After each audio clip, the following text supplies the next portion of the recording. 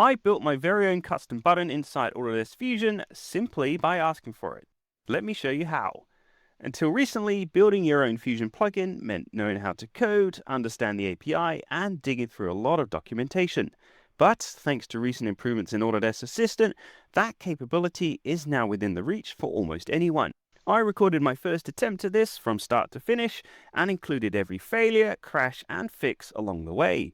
I'll also be the first to admit that my prompting wasn't the best, and better structured descriptions probably would have saved me a few iterations. But hopefully this shows just how user-friendly and capable this process can be, even for a complete novice.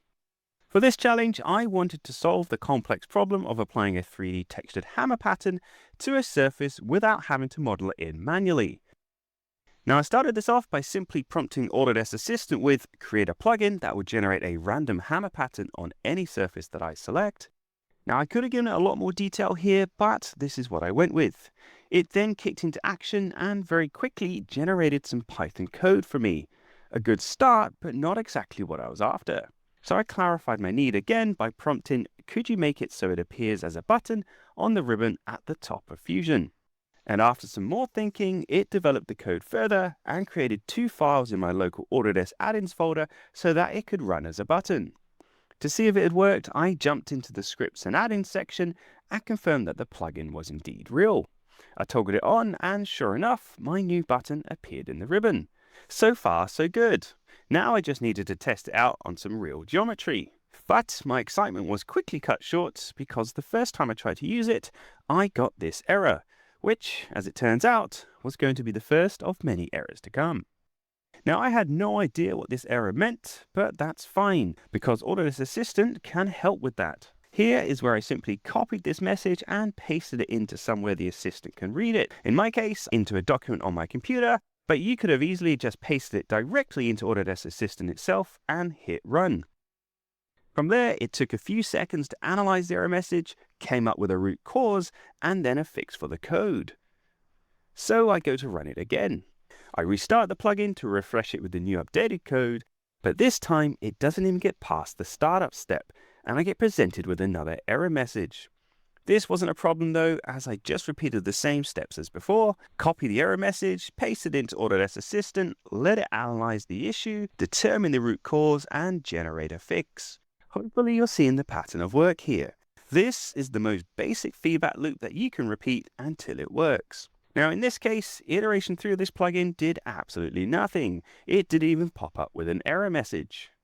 So I put an incredibly detailed description of what went wrong into the assistant, where it attempted another fix that ultimately didn't work either. I had to repeat this for the next few iterations, and honestly, by this point, I was starting to wonder if I'd completely broken it.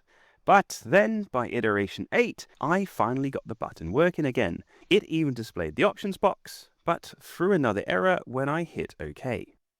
After another round of feedback, iteration 9 finally produced some modeling results on screen, although not quite to the level I was expecting. But anyway, at least now I have it interacting with the geometry, and my prompts could move from fixing errors to refining the result. This didn't stop the problems coming through though. Iteration 10 changed the modeling approach, but got stuck in an endless loop of feature creation, which forced me to do a hard shutdown on Fusion. After prompting this to Autodesk Assistant, it generated iteration 11, which now could model the shape of the dimples correctly, but it still wasn't cutting this into the surface. However, at least now I could start to see that this was all coming together, and that every prompt and iteration was bringing me closer to the final result. Iteration 12 solved the cutting issue, but now it was cutting too deep and too randomly, so it didn't give the right surface texture.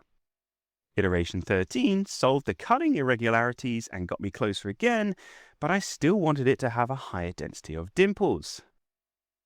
Then, by iteration 14, I started to see the success I was after.